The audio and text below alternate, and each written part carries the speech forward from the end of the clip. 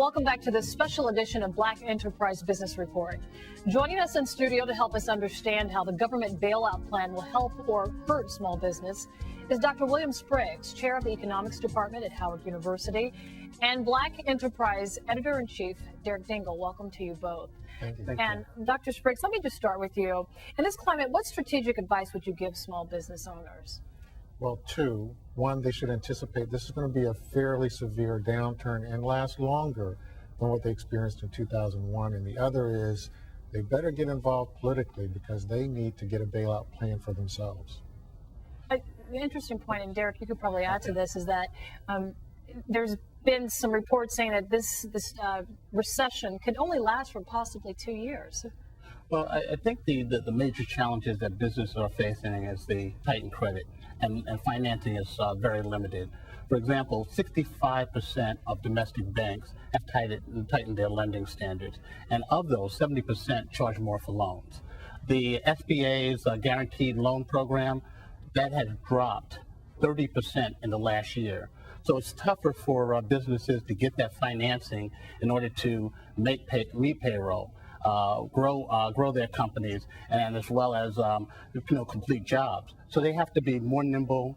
They have to think outside the box, and they have to rethink their corporate strategy and their business model. But I think first, the businesses have to batten down the hatches, slash expenses, cut operational areas that are not producing, as well as find new financing. And there's a number of strategies that they can engage in to meet that goal. To protect companies where they don't have to lay off people, should they do partnerships or create some kind of alliances?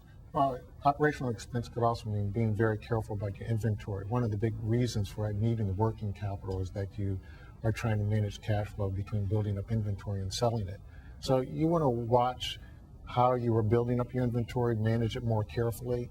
You want to talk to your suppliers to make sure that they understand you're going through the same problem they're probably going through and everyone else that they're dealing with. So they don't want to lose a good customer, and they know that they need you around in order to stay in business.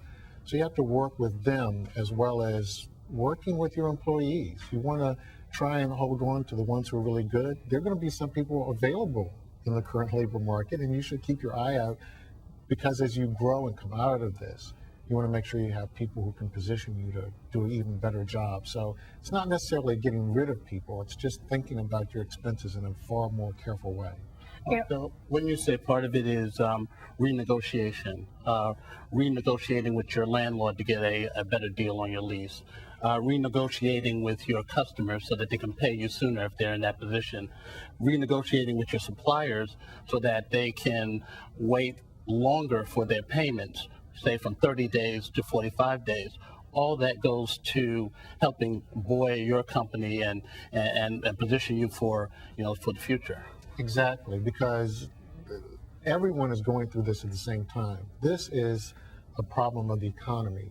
So it's not the individual firm that's failing, and they all will be in a better position if they help you out. They know that. And so you can ask them for having this kind of patience. They need to be patient themselves. They don't want to go out of business.